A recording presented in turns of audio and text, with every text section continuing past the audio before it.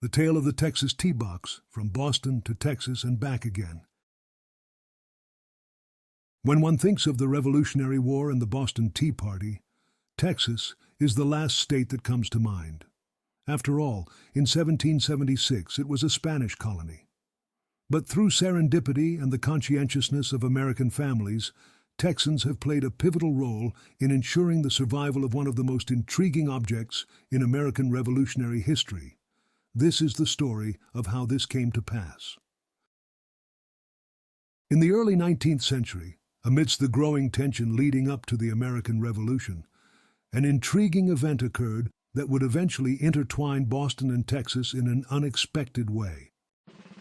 The Boston Tea Party of December 16, 1773, was a bold protest against British taxation, where American colonists, disguised as Mohawk Indians, dumped 342 chests of tea into Boston Harbor. The event was a defining moment in American history, but the story of one particular wooden box from that infamous night would take an unexpected journey that led to the heart of Texas. The finding of the box. In the early hours of December 17, 1773, 15-year-old John Robinson wandered along the shoreline near Dorchester Heights, just outside Boston. The previous night, over 90,000 pounds of East India Company tea had been tossed into Boston Harbor. As the tea-stained water gently lapped against the shore, Robinson's gaze fell upon a wooden chest, partially buried in the sand. It was a modest chest, dark green and compact, measuring 10 inches high, 13 1/16 inches wide, and 11 7/8 inches deep, constructed from 1 2-inch thick wood. John's heart likely raced at the sight, for he would have known what all of Boston knew, that only hours earlier a group of men disguised in a makeshift Indian garb had defied British authority in a dramatic act of rebellion. Driven by a mix of youthful bravado and historical curiosity, John carefully retrieved the partially buried chest and took it home. Passed from family to family. For the next 231 years, the box was passed from family to family, eventually ending up in the hands of Betty Ford Goodman. It had passed through the hands of no less than 4 families, before ending up with the Fords, John Robinson and his wife Nancy, for 46 years. After John's death, Nancy remarried, and it stayed with her for another 24 years. Solomon Shaftstall, 29 years.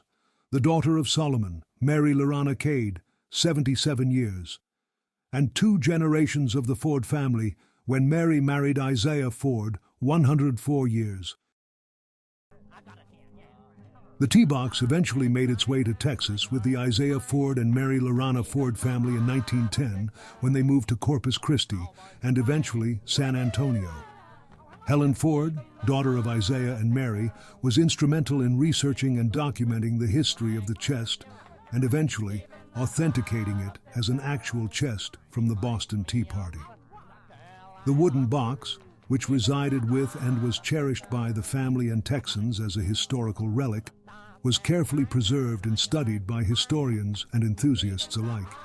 Its presence in Texas was a fascinating juxtaposition, a symbol of the revolutionary spirit that had helped shape a new nation now residing in the vast expanses of the frontier state.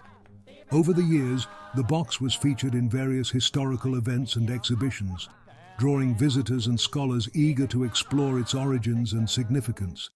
It served as a reminder of the interconnectedness of American history and the way events from different corners of the country could come together in surprising ways.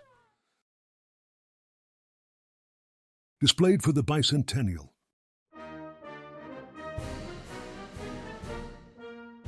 Prior to the bicentennial, the Smithsonian contacted the Fords and inquired about displaying the chest in the National Portrait Gallery's first bicentennial exhibit, In the Minds and Hearts of the People, Prologue to the American Revolution, 1760-1774.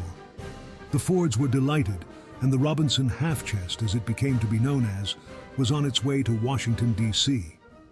After the bicentennial, the chest was returned to William Ford's daughter, Betty Ford Goodman. Unfortunately, William had passed away during the period the chest was displayed at the National Gallery. but he did have the chance to see it grace America's bicentennial celebration. For the next 28 years, the chest sat in its crate, unassumingly, under a table.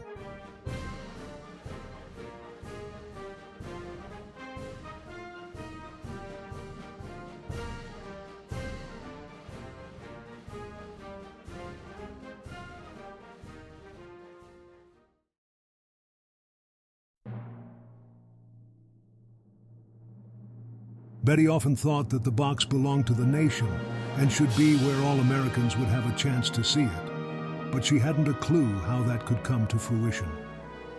But in 2004, Betty's son, Andre Goodman Jr., had heard that the Historic Tours of America was planning on building a new museum in Boston to commemorate the Boston Tea Party. Andre called the CEO of the company, Chris Belland, and asked if they would be interested, and they were. After a rigorous authentication process, relying on the meticulous documentation gathered by Helen Ford, the box was enshrined in a place of honor where all Americans can see it and learn of the history of the Boston Tea Party box that traveled from Boston to Texas and back again.